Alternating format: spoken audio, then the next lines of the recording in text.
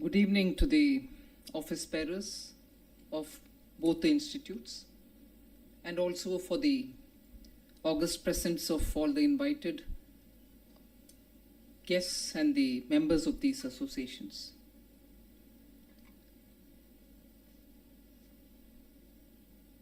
I'm glad to be sharing some of my thoughts briefly and also post that an interaction, I guess, with you on issues on which you would want to engage. It is true that the Honorable Prime Minister has set a target for India to become Vikasit by 2047, which means that India would be as developed as many of the countries to which many of our young go for better opportunities, better education, better qualification, better rewarding jobs, and also better contribution towards the world, humanity at large, and particularly looking at countries like India. But opportunities need not be there, especially when we have the demographic dividend.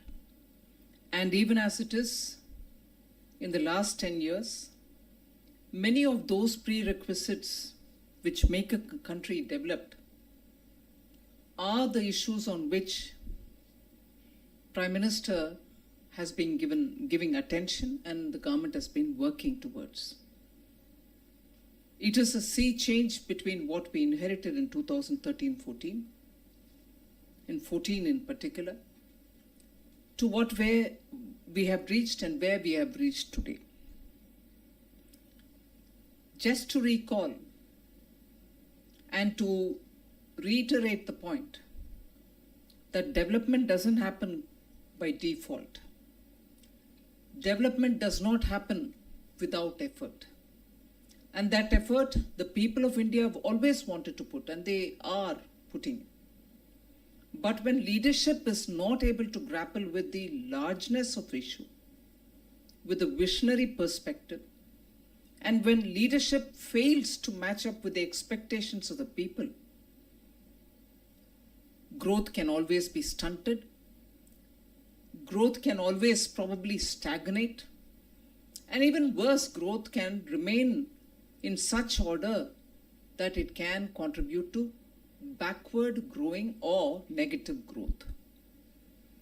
And this is not something I'm putting in terms of words, but I'd like to bring to your notice, which I'm sure you're already aware of, because this is election season.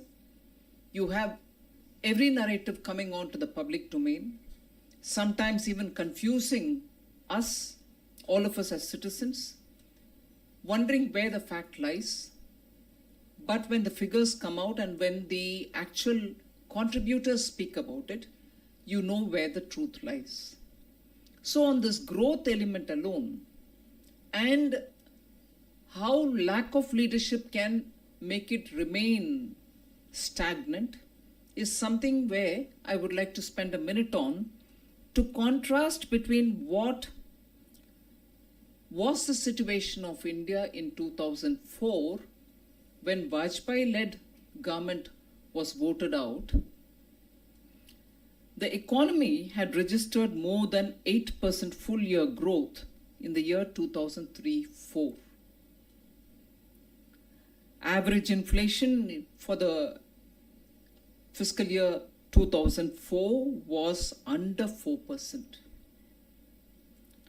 Gross NPAs in public sector banks had become half of what it was 5 years before that. Focus on capital expenditure and infrastructure expenditure had led to Golden Quadrilateral and also PM Gram Sadak Yojana connecting all the rural areas of India. Foreign exchange reserves were healthy. When I say healthy, they were good enough to take care of 17 months of imports. And this is till the end of March 2004. 17 months of imports till the end of March 2004. We had enough reserves to take care of 17 months. Whereas what is inherited by Prime Minister Modi in 2014 GDP growth was less than 5% for 2 consecutive years, which is 2012-13 and 13-14. India averaged double-digit inflation from 2009 to 2014. Corporate investment had slumped. Inspector Raj, red tapeism, tax terrorism were all the ingredients to what became a fragile 5 economy. Investment in infrastructure had collapsed so much due to the policy paralysis. Capital expenditure, and I give you the number here, capital expenditure as a percentage of the total expenditure literally halved under UPA rule. It had fallen to 16% in 2013-14 from 31% in 2003-4. Pace of highway construction fell to a third, while Vajpayee-led NDA government added 24,000 kilometers of national highway in 5 years. That is an average of about 4,800 kilometers per year. UPA added only about 16,000 kilometers in 10 years. Naturally, you can calculate for yourself 1,600 kilometers per year. Indiscriminate lending by banks resulted in a huge NPA crisis when Prime Minister Modi took over in 2014. It didn't just affect the banks, the companies' balance sheets were also in severe distress. Pervasive corruption and scams had completely hollowed out the exchequer and brought disrepute and also total distress in the governance mechanisms. Fiscal and revenue deficits were spiraling completely out of control. Foreign exchange reserves had plunged, and there was a fear that we might reach the pre-1991 situation. So that was 10 years of UPA rule. The reason why I'm saying this, we are at a time when, as citizens of this country, particularly company secretaries who look after the health of companies, chartered accountants, management accountants, and eminent citizens of this country who have a thought leader's role in the society, we need to underline the fact, even when we have small informal discussions among friends and family, that growth is not guaranteed. It's not going to happen by default. You are now 5th from 10th. You'll automatically reach the 3rd.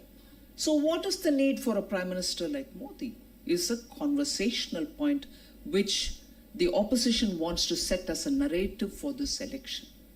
I completely like to destroy that narrative. You saw the data, what was inherited in 2004. You're seeing the data, what we inherited in 2014. It's a thorough mismanagement of the economy.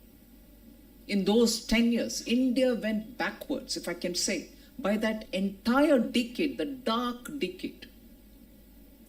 And today, where we have reached the 5th largest economy's position, and with confidence where we are able to say that we might reach the 3rd within the next few years,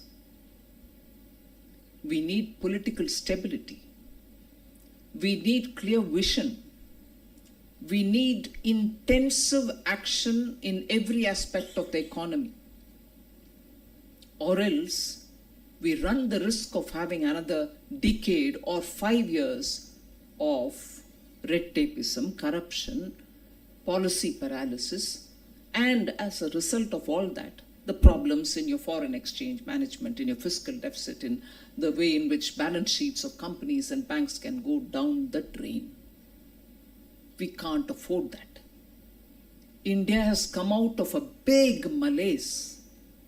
And today we have reached a stage purely because of the majority that this government has been blessed with by the people of India. And we are blessed with the leadership which understands that nation is important, not my family, not my dynasty, not my party. And at this stage, when the world is looking at us, envying almost, I don't want to use the word envy, but looking at us with surprise as to how India has managed to reach here. And during a very trying period, when countries were desperate to have vaccines, India produces its own vaccine. We also got the right to manufacture vaccines produced elsewhere. And as a result, we were able to give all our citizens at least one dose. Some took second, some took a third. That kind of a scaling up much before the world could even get one round. And all for free. Every citizen took it out without any cost. So I would like to just leave this thought. There are many more things I can add. But I think because there's also an interaction, I won't take too much time for the monologue. I think the most important message is, like the way you nurture company and their health, nurturing India's economy is what Prime Minister Modi has put on the top of the agenda. We need to support him. We need to support a government which has that clarity that country is important. We need to take it up and take it up without any whiff of corruption. Complete transparency. Try as much as they have. The opposition is not able to find one element of corruption or crony or any kind of faulty decision by this government. And therefore,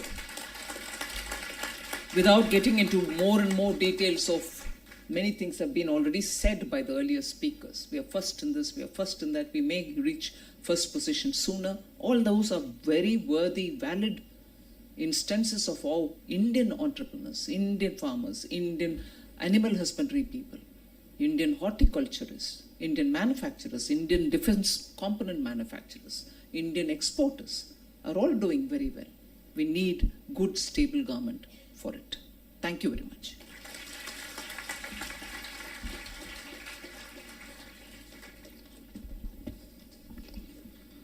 Thank you very much for the encouraging words, madam.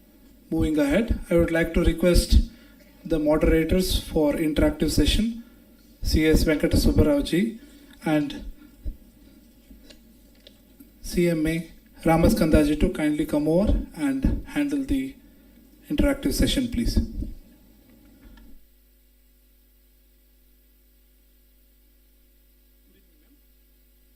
Yes. I would like to thank on behalf of ICSI and ICMAI for giving us this wonderful opportunity to interact with you, and we are so grateful, ma'am. Indeed, we thank the ministry for so many reforms, especially in corporate laws and tax laws. In corporate law matters, decriminalization of Companies Act 2013, introduction of goods and service tax, introduction of insolvency and bankruptcy code, and introduction of concept of registered valuers and social auditors. In this era of global turmoil, raising wars and economic slowdowns globally, India has stood outstandingly well. We admire your meticulous planning in keeping India first and progressive with growth-oriented policies and leading our Indian economy. And India has become a global economic powerhouse.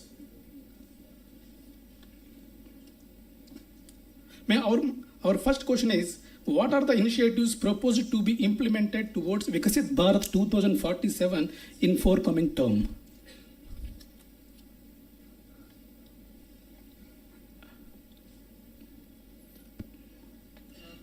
Well, I think the manifesto of BJP NDA clearly says about how we want to progress in terms of addressing every section of the economy. And in that, making sure systems become simple. We did speak about the way in which compliances will have to be simplified for companies. MSME definition, and also as a result, in fact, that was one of the data which I would have loved to give you as to what is the progress in the MSMEs from small to medium, from micro to small. The growth is distinctly, obviously seen. The numbers are very, very impressive. Those who have moved to become small from micro and those who have moved from micro to medium, from small to medium. These are enabled because we made the compliance is simple, the ability for them to obtain bank credit simpler, and making sure that rules which apply to these companies are very flexible. And so, understanding the requirement of MSMEs, progress is made for them to run their businesses successfully. I've taken this as an example. But that is how we want to bring compliances down. You know, I don't need to repeat the statistics. More than 1,500 outdated laws were removed. More than 40,000 compliances which were with penal provisions and also which had severe penalties have all been brought down and diluted so that omissions while doing business are not taken as a malified omission. So we are looking at these. Other than that, of course, reform is not a static one-point agenda.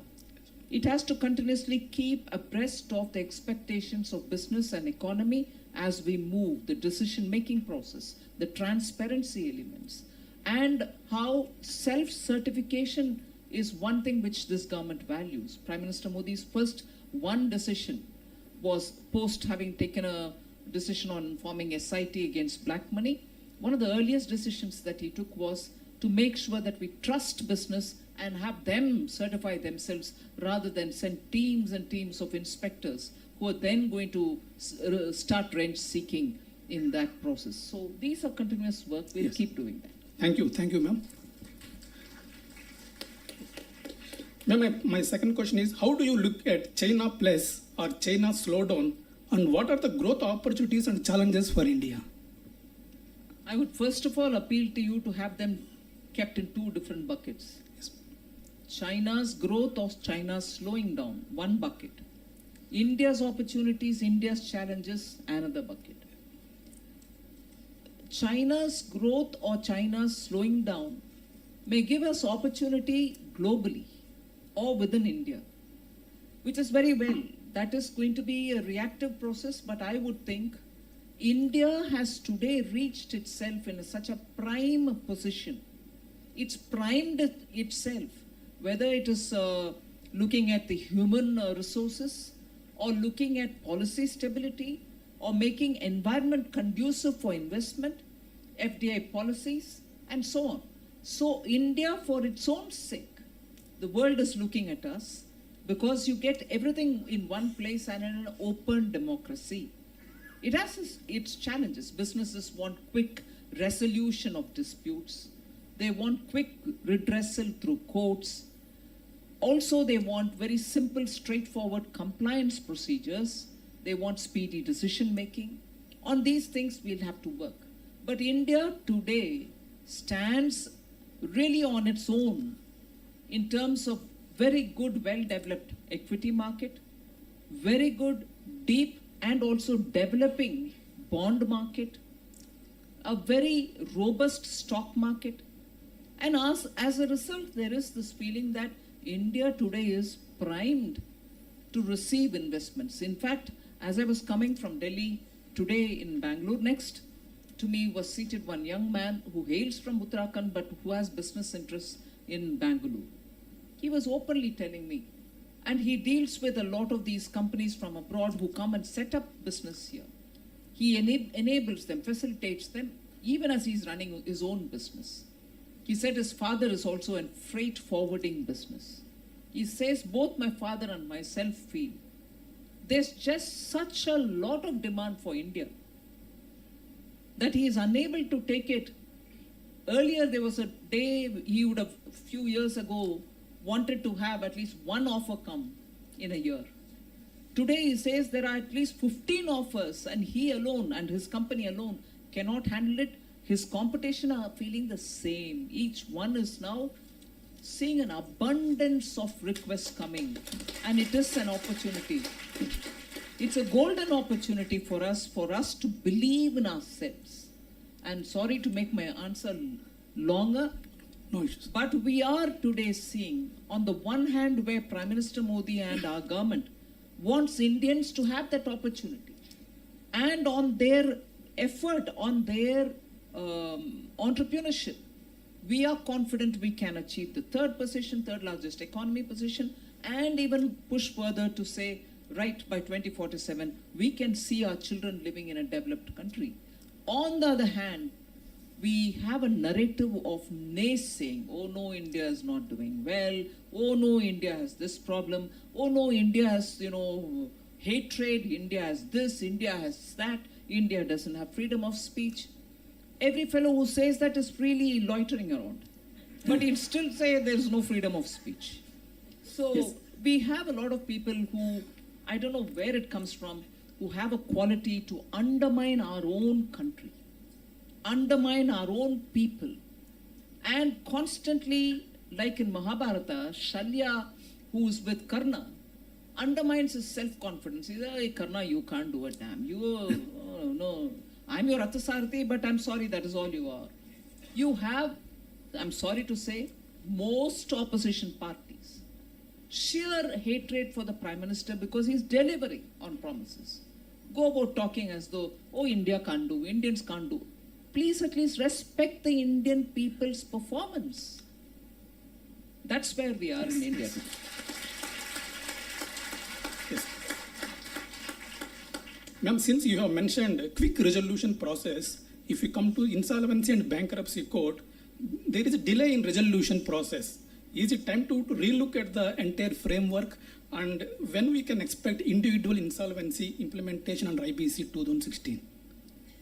First of all, I don't think the IBC is at fault at all. In fact, I'm glad that every time cases have been taken to the Supreme Court has actually upheld the legislative intent and the robustness of the IBC itself. It has found it very legally, absolutely sound. So as a result, the IBC doesn't have an issue. It can, of course, even in the first few years, I myself have gone up bringing in amendments to one or two features. I've answered questions from the opposition who said, you brought this law only now, you want to also do an amendment sooner, what is all this? It is a question of keeping the law robust and respond to the market and also to the companies. But I'm not denying that there is a delay. And that is not because of the law, it is more because we need to have more people appointed in time to the NCLT. We need to have more resolution professionals who are up to the job. There are quite a lot of good resolution professionals, no doubt. But we need a lot more of them because we have to clear it up faster. And ultimately, the struggle in IBC, as different from the struggle under SARFAC or struggle under debt resolution, the struggle is you want the company to be a going concern. It's easy to give a solution after liquidating it. Or if you want to liquidate it, you probably get a quick resolution. The beauty of IBC is not to liquidate as much as you can, not at all. Idea is to sell it as a going concern. And that is where the struggle gets a bit more difficult and challenging. So these are reasons for it, but not any other. When we can expect individual insolvency? Let's see. Yes. You're already pointing out IBC shortcomings. Yes. One more question. A draft valuers bill 2020 has been drafted to establish National Institute of Valuers on basis of recommendation by Committee of Experts constituted by MCA, Ministry of Corporate Affairs, to examine the need of institutional framework. When it will come to the implementation of the draft valuers bill?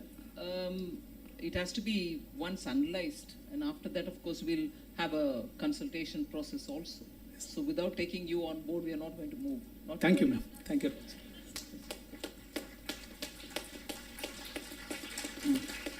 Thank you, madam. Bear the advantage. And my question is, as India moves towards Vikasit Bharat, what role do you see from management accountant profession, and what all should the institute focus on to contribute towards building the nation?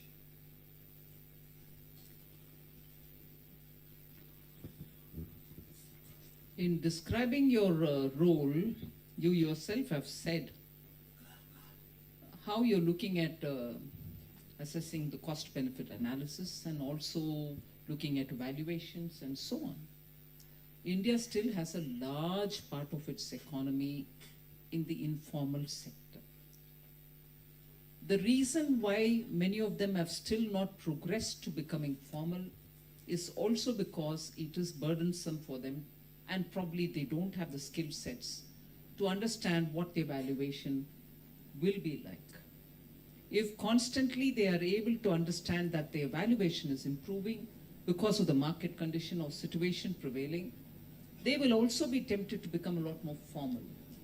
I would think building awareness about companies which are still not even listed or which probably have questions about the evaluation, you can play a very big role, particularly today in the digital environment, without making much of an investment or assessment about how things are outside. The digital entry itself gives you a good view, world view of what is the market like, what are the other peers doing in the group, and so on. In fact, I would think more than the chartered accountants or the cost accountants, it'll be you who will have to tell these to companies to evaluate themselves and look at the cost benefit of remaining where they are or moving to become more formal. Remaining where they are and not able to reap the benefit of the growing expansive market, and highlighting why they should, if they move at all, what is the benefit they are waiting to reap. It is your role which is going to make India and its economy grow faster by making many of them who are in the informal to move towards the formal. Thank you, madam. Thank you, CS Venkat Subbarao and CMA N Ramaskanda, co-opted. Bangalore. Mine is not a question, rather a request. First of all, on behalf of CMA fraternity, I thank you for including cost accountants for valuation of inventory in income tax law. Now I understand that direct tax code is going to be implemented. So, and in the income tax law, as of now, only chartered accountants are included in the definition of accountants. So in the new DTC, kindly include cost accountants also in the definition of accountants so that we have a level playing field. That is my request.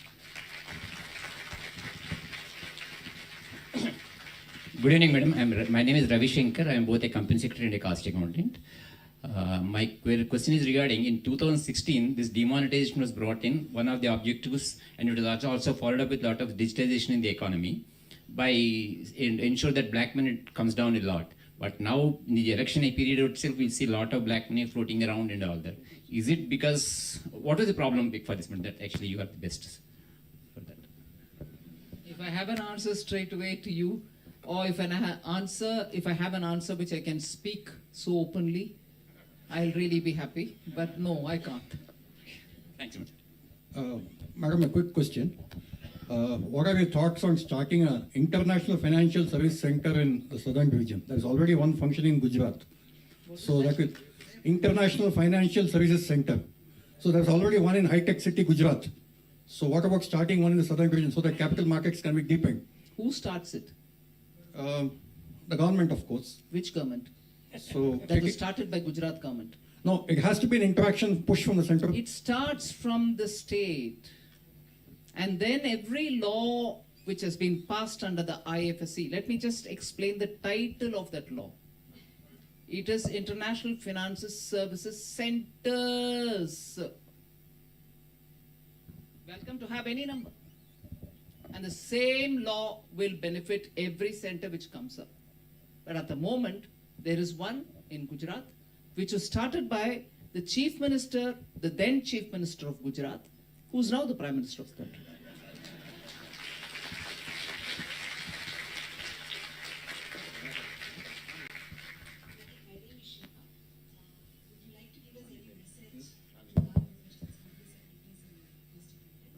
I've given a message, I think. I'm not good at it. I give long answers. Last question, please. Last question. Namaste, madam. My name is Kamlakar. I'm a practicing cost accountant. Governments are major consumer of goods and services. major GST collection comes from government consumption alone. Government means government undertaking, government authorities, and state governments everywhere. Now there is a news that in awarding government contract, there is a kickbacks. It is from 40 to 80% depending upon different stages. My suggestions are, in case of awarding government contract, the contractor has to maintain that operation in a specified bank account from which there should not be any withdrawal of cash. This should be applied to subcontractor also. And second thing, and wherever there is a government contract completion, the contractor has to upload that element of his cost in quantity wise and value wise at the end of the day, and compare with the tender document so that public can have that data. In case of supply of goods, they have to upload the gross profit ratio in the government portal so that let me understand what is the GP they are having, how the funds are utilized, and how that funds coming from the contract are utilized in the different cost segment. I want to know this.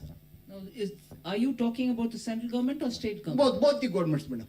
Aren't the contracts which are with the central government put out in the website already? Much before they open, soon after they open, and as they progress, it's all up there. Yes, at the end of the contract period, they have to upload the actual position, and especially in the state government contracts. No. About state government, you're all voters here. Talk to your government.